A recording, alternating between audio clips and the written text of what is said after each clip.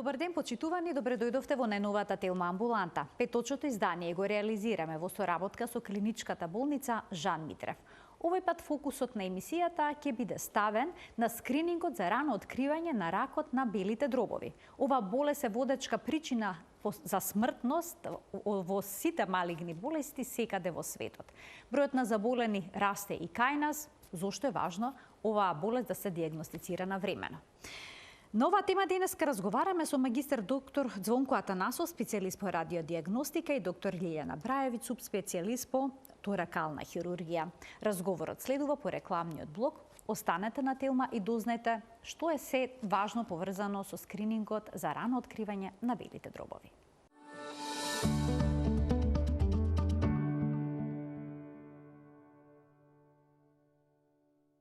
За скринингот за рано откривање рак на белите дробови денеска разговараме со магистар доктор Звонко Атанасов, специјалист по радиодијагностика, и доктор Лилјана Брајевиќ, субспецијалист по торакална хирургија во клиничката болница Жан Митрев. Добре ни дојдовте во студиото на Телма.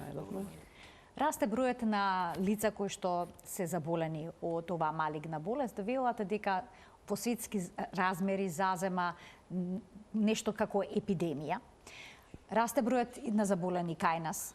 Колку често имате пациенти со ваква дијагноза во операционата сала? За жал, нашата земја не заостанува зад светските бројки. Според последните податоци од 2020 година од Светската здравствена организација, во Македонија годишно се дијагностицираат нови околу 1130 пациенти со карцином на бели дробови.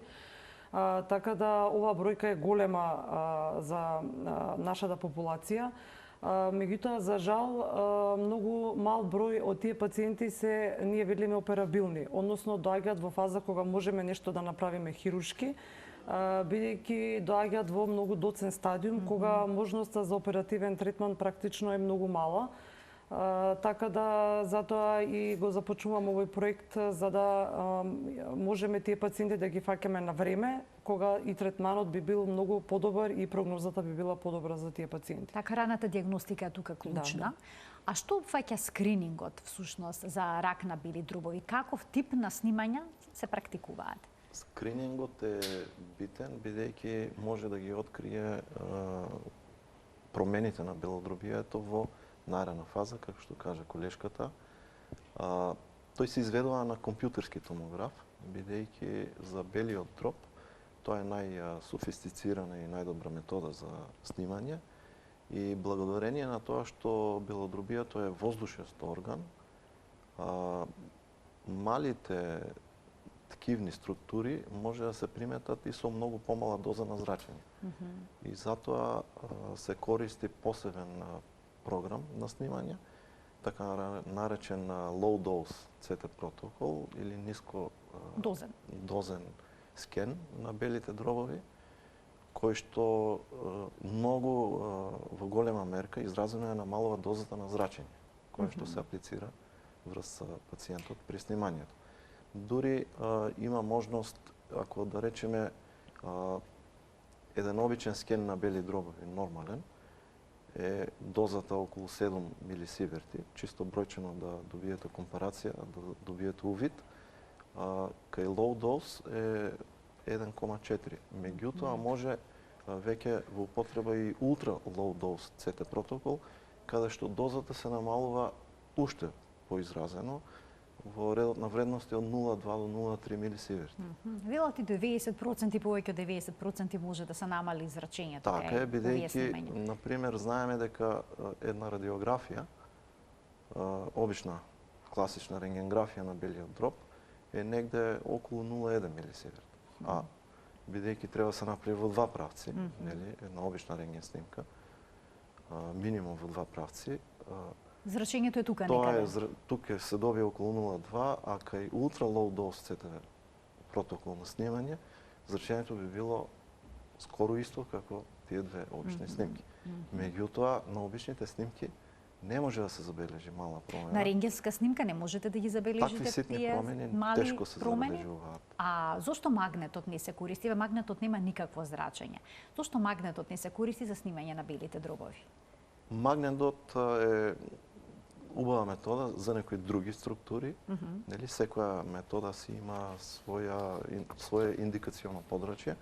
Кај белиот дроб, бидејќи како што спомнав е воздушест орган, нема ткивна структура која што би дала сигнал, бидејќи магнетната резонанца работи на принцип на магнетни полиња и бомбардирање со радиобранови кои што ги ексцитираат протонските јадра, односно јадрата на водородот, кој што е составен дел од водата, како најголема ткивна содржина на едно човечко тело, нели 70 до 80% нашето тело е вода и затоа е земена водата, односно водородниот протон како јадро од водата, од водородниот атом на молекулата на водата и бидејќи во белиот дроб немаме ткивна структура која што содржи вода, воглавно е воздух, воздушест орган, магнетната резонанца не може да ни даде убав сигнал, не може да извлечеме добар сигнал од таму и да добиеме добра слика. Тоа е еден недостаток и друг недостаток кај магнетната резонанца снимањето е по скенови и пресеци и понекогаш може да се јават некои гепови и да биде некоја мала лезија прескокната под наводници. Не детектирана, да не даде сигнал, да не го детектираме сигналот и да не ја видиме да се пропушти. А додека компјутерската томографија, сега новата мултислайсна технологија, пружа спирално прибирање на податоци, на суровите податоци, кои што потоа се постпроцесуираат нели компјутерски, софтверски и не може да остане нешто незабележано, непрепуштено, бидејќи кај компјутерскиот томограф детекторите се со субмилиметарски димензии. Например, еден детектор е 0,6 милиметри. Нашиот компјутерска томограф е 256 мултислайсен, значи има 256 реда на такви детектори. Сега, докторе, и плюс ради спиралната технологија, како што реков, многу е попрецизно снимањето. Не може да се пропушти. Да е и некоја промена и 2 мм и 3 мм не може да се пропушти. И сега, дали сенките кои што може да се забележат на белите дробови се нешто што често се јавува во овие снимки? Дали секогаш укажуваат тие на карцином или пак да речеме може да бидат лезија од прилежана бронхопневмонија и слично? Така, може да бидат лузни, некои фиброзни промени. Честнаот се? Па релативно честнаот, меѓутоа искусен радиолог и имајќи го и пациентот предвид, што е пред нас, колку има ризик или нема ризик за некое друго заболување, по-конкретно за белодробен карцином, ние можеме да процениме дали таа лезија е нешто значајна или е бенигна. Има и бенигни туморчиња, хамартоми. Се буваат јазолчиња всушност на белите дробови, ако не се лажам, после 50-та година, тоа е чест наод. Како резултат на различни воспаленија и така натаму. Или пак можете лесно по ова снимање да процените дали се работи за јазолчена бели дробови или пак за некоја сомнителна промена? Некогаш можеме да процениме од одма дека е тоа хронична бенигна работа. И така и го опишуваме, искласифицирана, да речеме, со тек на годините. За тие одма се изјаснуваме дека се со бениген карактер. Кај посуспектните лезии, веќе над 6 мм, советуваме контроли. И тоа на 3 месеци, па на 6 месеци, и ако на тие контролни скенови таа остане иста, веќе контролите ги пролонгираме на уште подолг временски интервал. За година, па за 2 години и така натаму. Биопси се прават? На толку ситни нема резон да се прави, меѓутоа со контролирањето, ако некоја лезија почне да расте и покажува знаци на прогресија на следниот скен, тогаш веќе над 1 сантим и може и да се биопсира. Значи, веќе потоа пациентот влегува во сала? Доколку е сомнителна лезијата?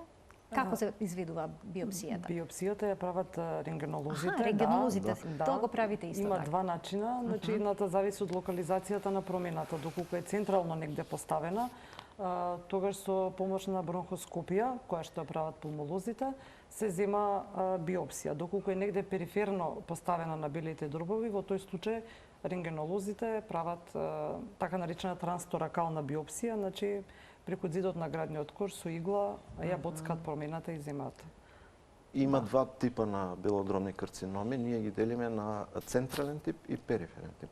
Централниот е оној карцином кој што потекнува од поголемите дишни патишта. Бронхит, трахеата, бронхите, сегментни бронхи, ловарни сегментни, терминални бронхиоли и докај што може да стигне бронхоскопот. Се влегува всушност преку интралуминален пат, докај што може да стигне преку уста се влегува во белодробието. Докај што може да стигне и таму пулмологот да земи биопсија. Тоа е бронхоскопија со евентуална биопсија кај суспектни лези. Меѓутоа, кај периферен тип на белодробен карцином, каде што карциномот започнува во белодробниот паренхим на ниво на веќе алвеоли, респираторни бронхиоли, бронхоскопот и онака не може да стигне до тие ситни дишни патишта и се наоѓаат во периферните зони на белодробието, тогаш бронхоскопијата ќе покаже чист резултат. Не може ни да стигне до тоа.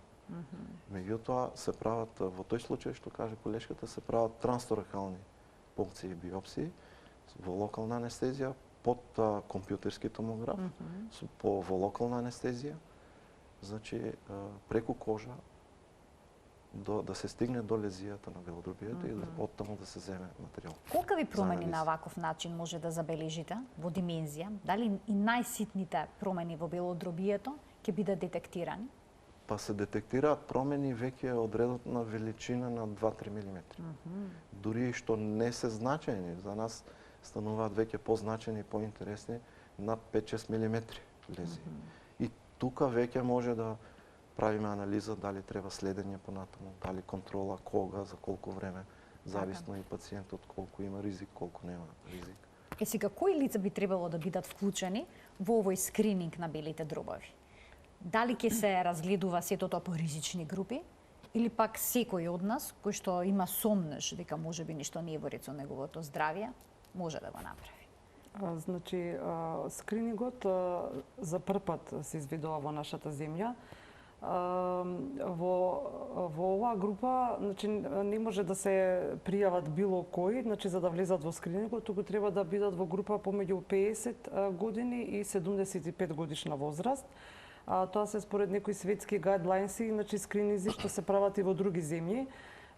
Така да таа е возрастната група во која што треба луѓето да се пријавуваат, значи помеѓу 50 и 75 годишна возраст, понатака дали се пушачи или не, ако се пушачи, колку кутии цигари на ден пушат, ако значи, не тука се... има такви критериуми. Да, критериуми, ако се не пушачи, дали се пасивни пушачи можеби, дали престанале со пушење во последните 15 години, дали имаат некакви хронични белодробни заболувања, дали имале претходно друго некое малигно заболување, дали имале малигно заболување на некој во фамилијата, така да има некакви критериуми според кои што се водиме и ги селектираме пациентите. Секој што сака да се пријави на тој скрининг, може на нашата страница да се пријави, постои прашалник кој што треба да го пополнат и од таа група на луѓе ние тимот во нашата болница кој што се состои од рентгенолог, онколог, пулмолог и торакален хирург, значи овој скрининг тимски се изведува, ќе ги селектираме пациентите и понатака соодветно ќе ги диагностицираме и ќе ги третираме. Значи ќе се направи сепак селекција, сите оние кои што ќе се јават. Зошто не може секој да биде дел од овој скрининг? Па не може, бидејќи не секој од пациентите, значи првин ова е сепак и проект кој што и финансиски го изведува самата болница. Второ, и во светски рамки, скринингот имаме според америчките некои гайдлайнси, таа возрастна група е помеѓу 50 и 80 години, според европските таа граница е малку спуштена помеѓу 50 и 70 години. Така да, значи не може да влезат сите во таа група, да се испитуваат сите пациенти во светски рамки. Тоа не е само кај нас. Воспоставени критериуми. Критериуми, да. Така да друго некои од пациентите кои што имаат веќе малигни заболувања не би легле во групата на скрининг. Значи затоа што и кога би се нашле некакви промени не би биле подложени за оперативен третман можеби. Така да мора таа група да биде селектирана за да има поента скринингот. А дали жените може би имале предност, бидејќи некои статистички податоци укажуваат дека подобро одговараат на третманот при раната диагностика на болеста? Тоа се различни студии, значи во светот нема тоа правило дека жените подобро би реагирале, така да тоа важи и за мажите и за жените. Значи кој би влегол во таа група може слободно да се пријави, така да нема таа разлика дека кај мажите или кај жените би бил скринингот поуспешен. Ќе ги вклучиме гледачите, доколку имаат прашање на оваа тема, слободно нека се јават на телефонскиот број што ќе биде испишан на екранот и секако сите нивни дилеми поврзани со скринингот за рана диагностика на ракот на белите дрвови ќе бидат разрешени. Можете ли да ни опишете како изгледа снимањето со компјутерската томографија? За скринингот Дали иска кој да речеме класичното снимање на граден кош со оглед на тоа дека има пониска доза на зрачење? Класичното снимање се изведува веќе на база на индикација од некој друг колега, нели? Пациентот се јавил на матичен доктор или пулмолог, па индицира. Веќе значи има некое сомнение за некоја болест и тоа се изведува по протокол со интравенски контраст, со боцкање канила во вена и така натаму. За разлика од тоа класично снимање, кај скринингот добро е што немаме никакво боцкање кај пациентите, нема потреба од давање контраст. Безболно е. Значи не треба никаква подготовка. Колку време трае снимањето? Дали е долго како и за магнетната резонанца? Не, тука самиот скен е неколку секунди. После е постпроцесингот подолг, тоа е веќе работа што не чека нас. Меѓутоа, за самиот пациент, значи не треба никаква подготовка, дали жеден, гладен, нема врска, значи само доаѓа, легнува на масата, зема длабоко воздух, е во еден инспириум, во еден здив, неколку секунди, трае скенот, се скенира, станува, се облекува и си оди. И потоа се чекаат резултатите. Без никакви подготовки, без боцкање, без потреба од давање, контрасти и така натаму. Но некои истражувања покажуваат дека скринингот на белите дрвови е стресен за пациентите, па дури и го менуваат во светски рамки името, велат, скрининг за здравие на белите дрвови. Во регионот дури нема голем одзив, претпоставувам поради тоа што се плашат луѓето однапред да добијат некаква ваква информација. Па така е, обично луѓето се плашат, нели, и самото одење во болница, кога ќе видат доктори, во англиска терминологија white coat syndrome, или синдром на бел мантил, затоа ние во нашата болница не носиме бело. Стресот постои од резултатот, од нели исчекувањето што може да испадне од скринингот. А има ли ризик од лажно позитивни наоди? Да покаже скринингот дека пациентот има карцином на бели дрвови, всушност да нема? Лажно позитивни во смисла дека можеме да видиме нешто, да претпоставиме дека е карцином, а всушност да не е. А за лажно негативни... Тоа слича како скринингот на дојката. Лажно негативни да пропуштиме, не верувам дека може да се пропушти, бидејќи спомнав, технологијата ни овозможува навистина ситни лезии да детектираме. Од редот на 2-3 мм. Клучна стручноста и начинот на кој што гледа радиологот. Да може да препознае за што се работи. Да се посвети на читањето на скенот, да внимава кога го гледа, нели, да не се пропушти.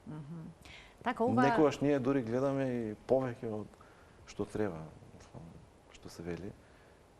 Тие лези некогаш може да се заменат со ортогонален пресек на крвен сад во белодрвието. Па да личи како точка некоја, пошто имаме таму, нели, крвни садови од редот на 2-3 мм. И тие може да залажуваат и да даваат лажно позитивни наоди. Меѓутоа, бидејќи е спирален скен и самиот радиолог не на слика, него динамички фактички ја реконструира сликата, ја врти од сите агли. Имаме ние едни проекции MIP, Multiplanar Intensity Projections, кај што пресекот се зголемува, па се детектира дали се работи за крвен сад или вистински за некоја мала почетна лезија, суспектна. Доколку се сомневате за почетна лезија, во тој случај ќе го повикате пациентот, повторно ќе направите уште едно снимање или ќе се причека доколку е многу мало? Па тогаш му советуваме и пишуваме во навод, ако веќе е над 6 мм, за следна контрола. Значи се зависи од големината. Се зависи од големината. Кои се главните ризик фактори за појава на карцином на белите дробови со оглед на тоа дека болест е многу честа? Дали се разјаснети факторите, ризиците? Најчеста причина за карцином на бел дроб е опишано пушењето. Се смета дека дури 85% тоа е главната причина за појава на карцином. Понатака исто така пасивните пушачи и тие се во ризик. Понатака средината, животната средина, нормално загадени од воздух.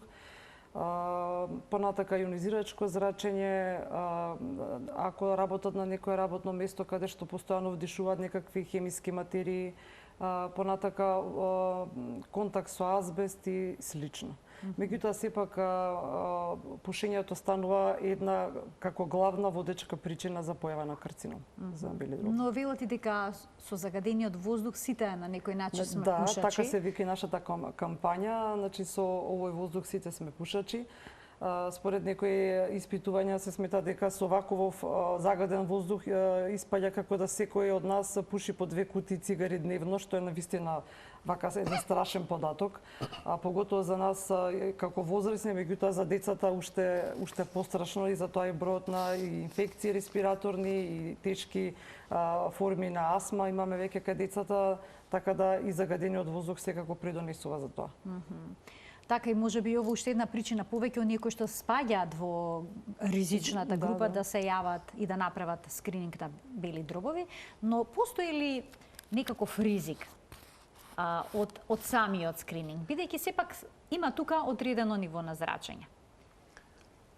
Се водат дебати ни светот дали е овој скрининг пожелен или не, токму поради зрачењето.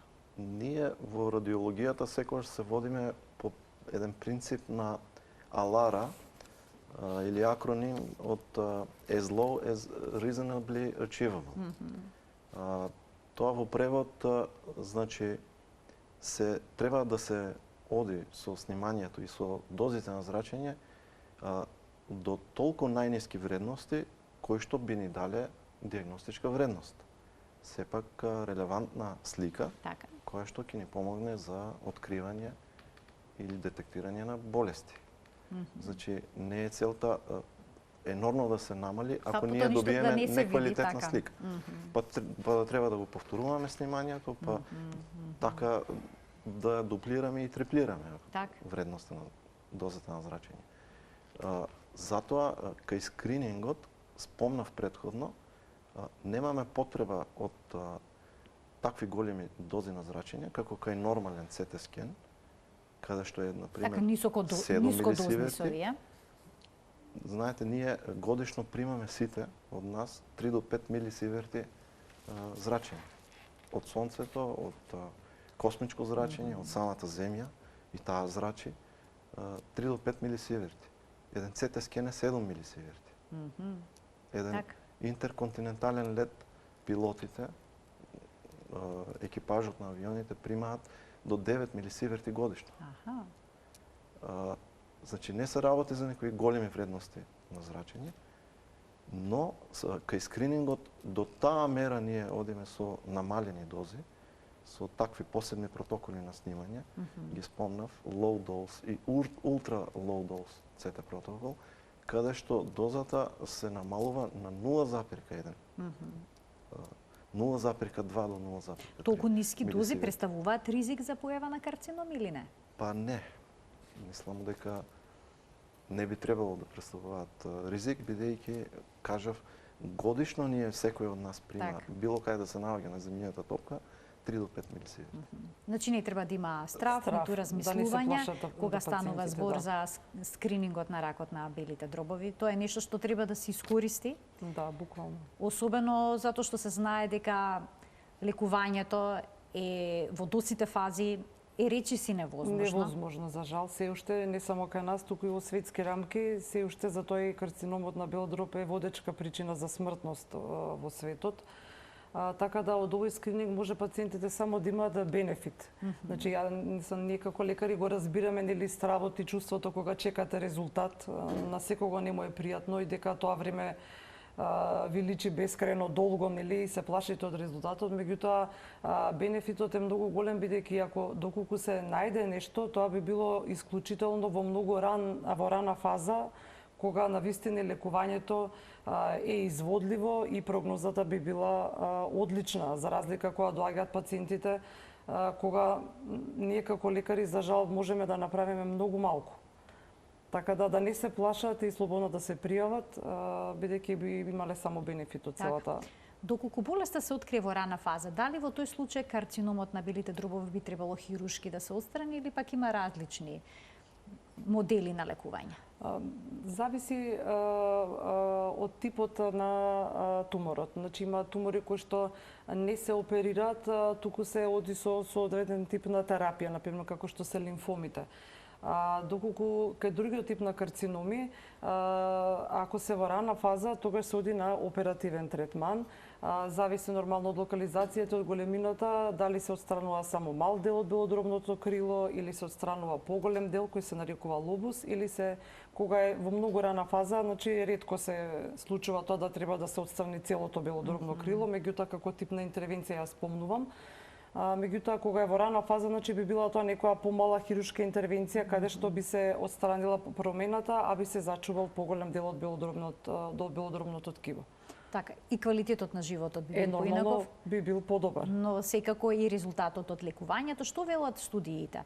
Дали скринингот за раното откривање на ракот на белите дробови ја намалува смртноста кај пациентите со оваа Според болест? тие студии кажуваат дека ја намалуваат смртноста за скоро 20%, затоа што и во светски рамки, дека нормално не само кај ова заболување, кај секој, бидејќи кога ќе се открие заболувањето во рана фаза и хирушките третмани се да речам, по лесен тип, не се толку тешки за пациентите, и терапијата што ја примат после операција се во полесна форма, затоа и прогнозата и преживувањето нормално дека е подобро. Така да затоа е препораката да се јавуваат на време кога ќе ги забележат првите симптоми, да не ги игнорираат или да искористат ваква можност како сега, нели, со скринингов. Докторке, дали кога ќе се појават симптоми, кога веќе ќе има упорна кашлица, проблем со дишењето, значи дека болеста е во доцна фаза? Па најчесто може да значи дека е во доцна фаза, меѓутоа тоа исто така некој пат зависи од локализацијата на туморот. Ако е поставен на место каде што го дразни дишните патишта и се јавува упорна кашлица, која што например не се третира со антибиотска терапија и со другите лекови и трае подолго од месец ден и нема подобрување, некој пат тоа може да биде првиот и најран симптом дека се случува таму нешто и да не се игнорира. Така да и моја препорака и до сите колеги, бидејќи хематичните лекари се тие што први доаѓаат во контакт со пациентите и тие доаѓаат кај нив, нели, на прегледи и се жалат дека има такви симптоми или упорна кашлица, да не ги третираат долго време. Значи имаме ние пациенти кои што ги третираат со различни, да речеме, сирупи и лекови со месеци, а не прават некаква диагностика да помислат дека можеби има нешто позади таа кашлица, дека се крие нешто друго. Така да моја препорака до сите колеги е да доколку со терапија не се подобрува состојбата месец дена, да се помисли на нешто друго и да се прати пациентот на понатамо да се соодветно да се доиследи. Сложени ли се овие оперативни зафати?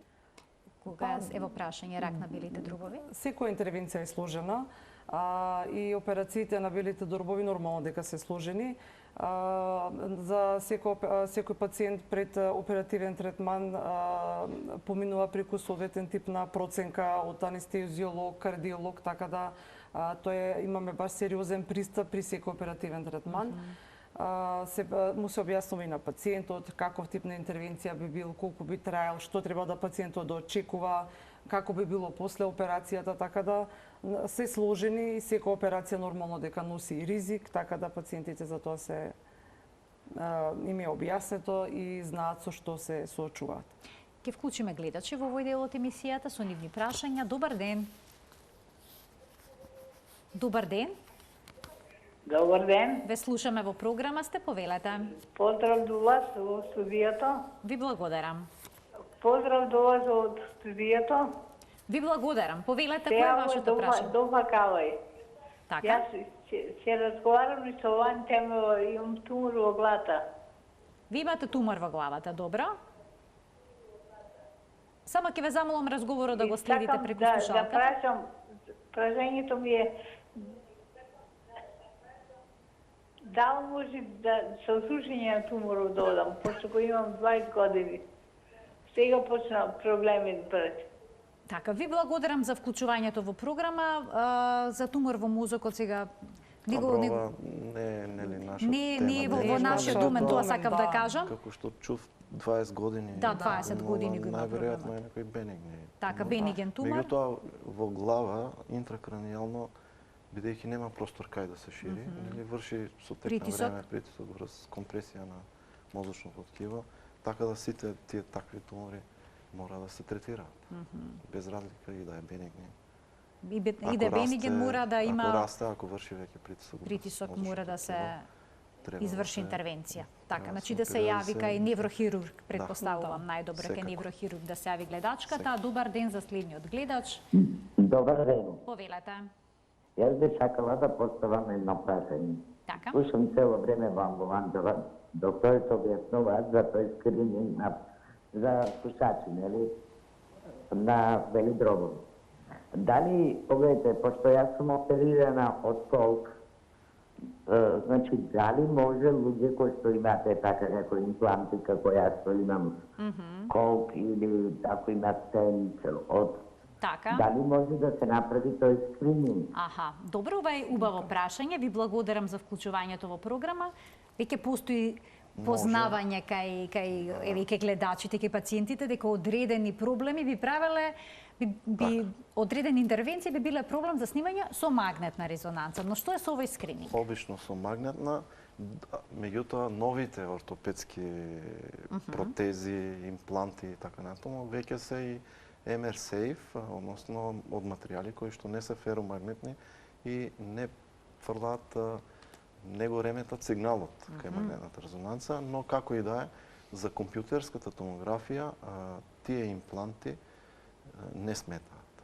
Бидејќи работат со X зраци, така? Не изработат на база на магнетно рентген поле. X зраци, а не со магнетни полиња, не ни сметаат. Така да, без разлика кој што е опериран за компјутерска томографија, поготово за нашиот скрининг, не ни смета.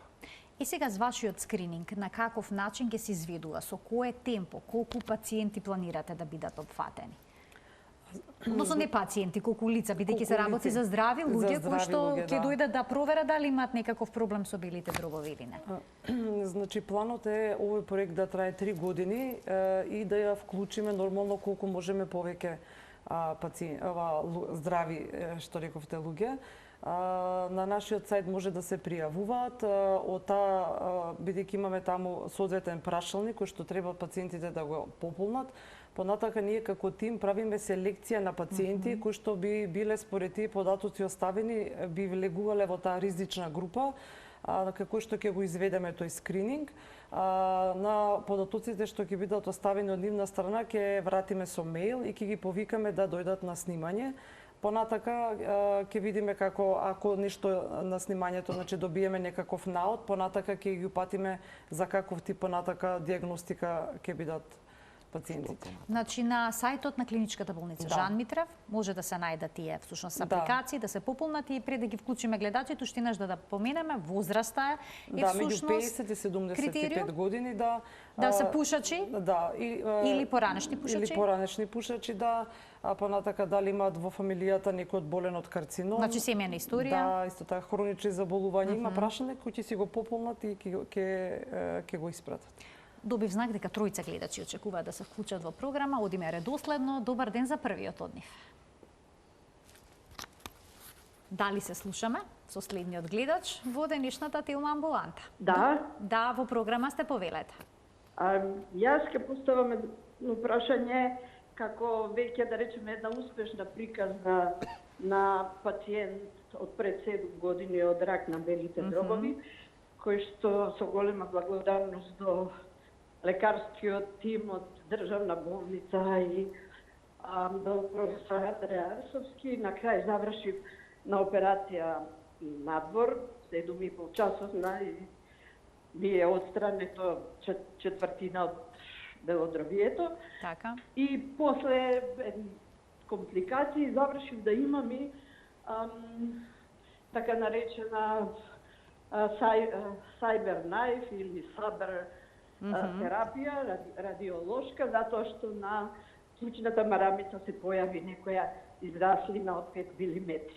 Прашањето ми е, бидејќи присуствував на една таква совршена техника, која што верувам е многу скапа и во која што учествуваат 12 луѓе, тројца доктори по физика, тројца компјутерски специјалисти, радиолози и така натаму.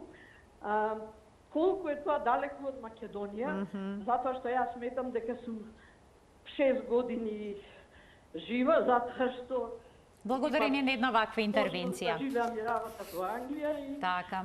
да го добием тоа. Ви благодарам за вклучувањето во програма и за споделувањето на вашето искуство.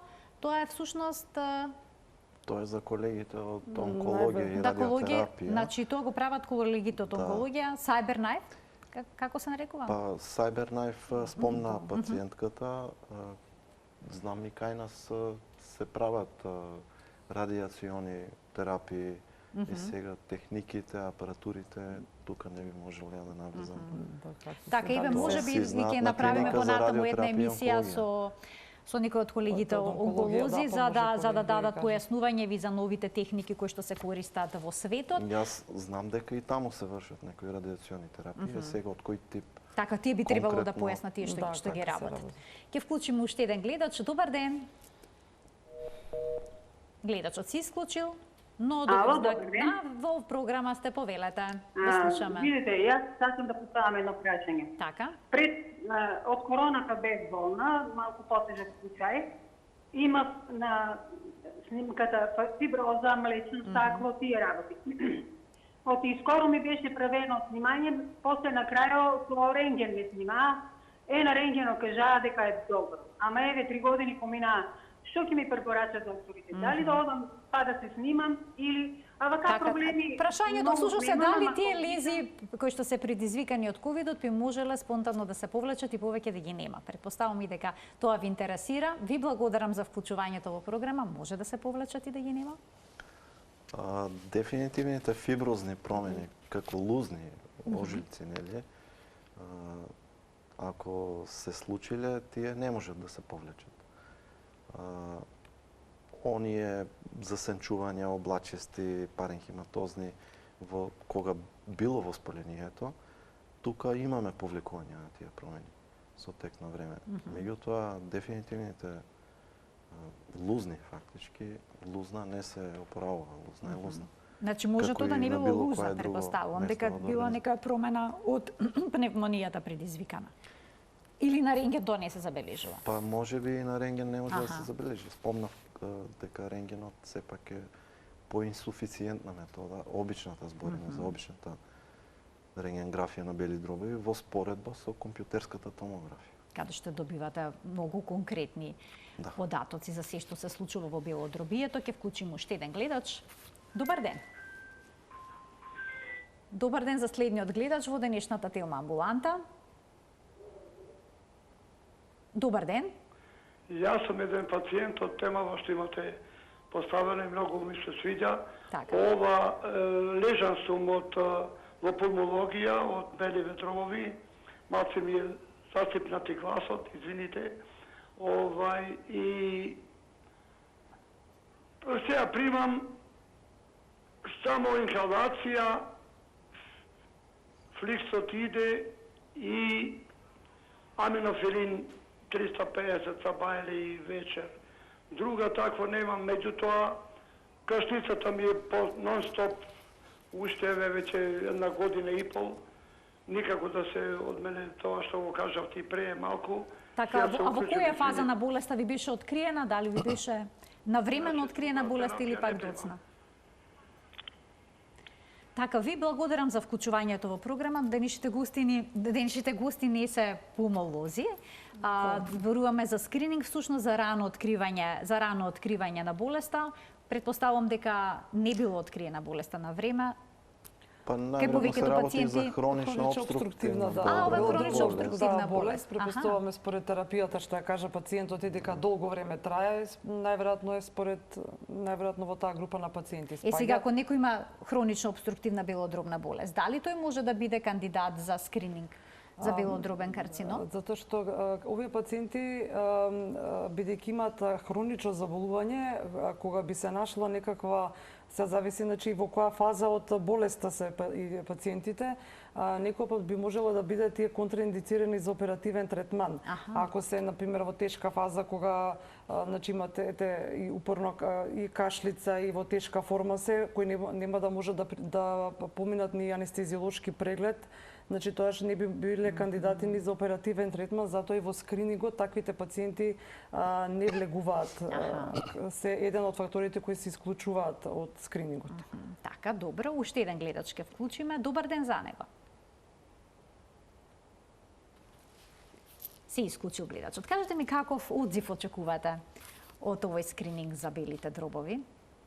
Очекуваме за здравјето на белите дробови, да го преформулираме, када ја употребиме практиката на земји како Англија или пак Америка. Скрининг за здравје на белите дробови. Па очекуваме голем одзив. Ова е сепак проект кој што за прв пат се работи во нашата земја. Се надеваме дека и до сега имаме веќе проектот трае веќе 2 недели, имаме веќе пријавени доста луѓе, така да се надеваме дека ќе се јават во поголем број за да биде успешен и проектот, меѓутоа и за пациентите ќе биде бенефитот голем. Не би било лошо и еден ваков национален проект да се спроведе, бидејќи раната дијагностика на ракот на белите дробови е клучна во однос на преживувањето. Докторе, а со овој скрининг можете ли да ги забележите и останатите заболувања? Со оглед на тоа дека работите со ниска доза на зрачење, ќе се видат ли промени, да речеме, некакви на крвните садови и слично? Можат ли некои други работи покрај белите дробови да бидат проценети и оценети? Нешто енормно изразено, може би можело, меѓутоа само ќе биде нагаѓање и предпоставка, бидејќи сепак за крвни садови мора да се даде интравенски контраст, да се обојат крвните садови и да се видат нивните промени, евентуални, ако постојат. Уште еден гледач ке вклучиме. Добар ден. Добар ден. Повелете.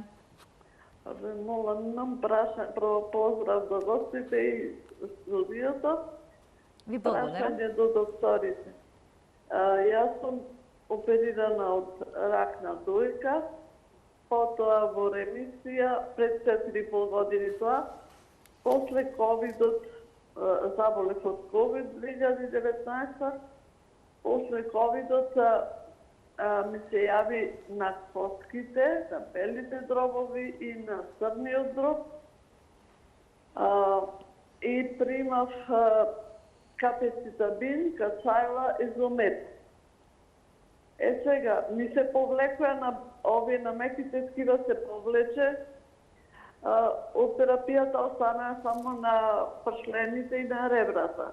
Моментално имам метастази на C2, C5 во вратот, имам болки.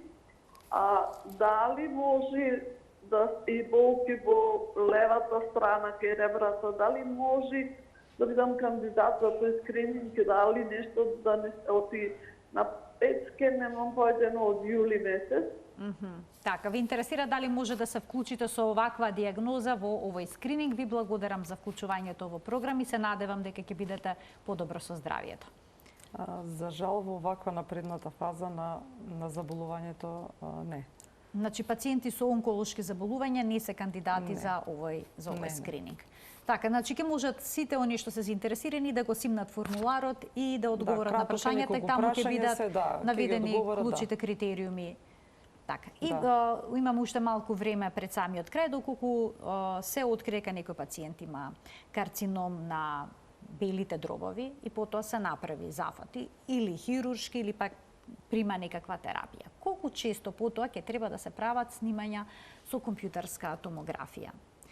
Дали има во тој поглед некакви рестрикции, бидејќи понекогаш пациентите сакаат постојано да следат што се случува, како се случува, но сепак има тука и некоја доза на зрачење. Во тој случај дали работите со нискодозен со нискодозно снимање или ќе мора класично со контраст и слично? Фоллоуапот и следењето на веќе оперирани онколошки пациенти ги води онкологот, што си го води пациентот, нели? И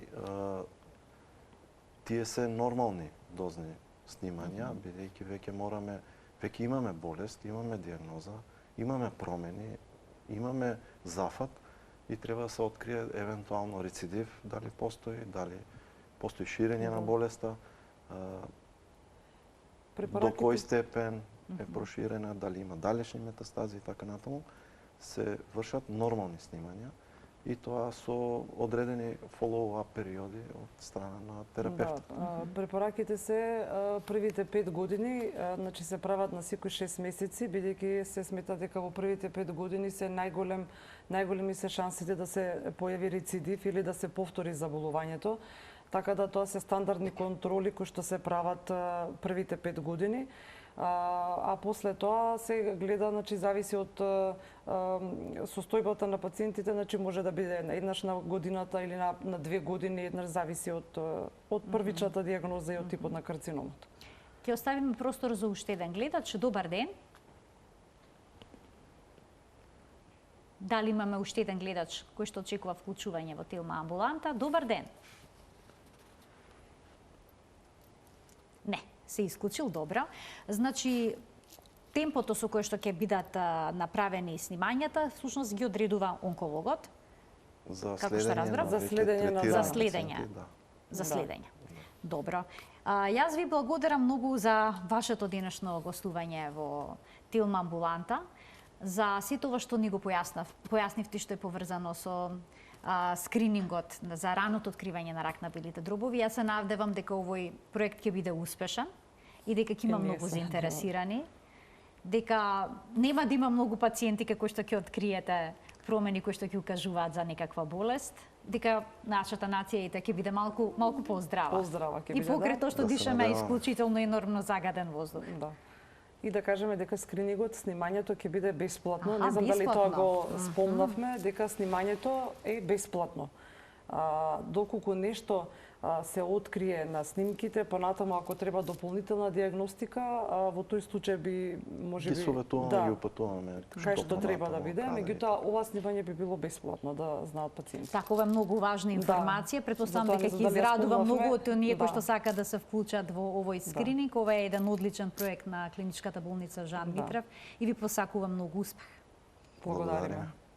Почитувани, ова беше се во денешната Телма амбуланта. Ви благодарам за вниманието со кое што не следевте. Гледајте не секој работен ден на Телма во редовниот термин на емисијата 12 часот и 50 минути, кога заедно учиме за нашето здравје и ги прошируваме хоризонтите поврзани со здравјето. Ви посакувам пријатен ден.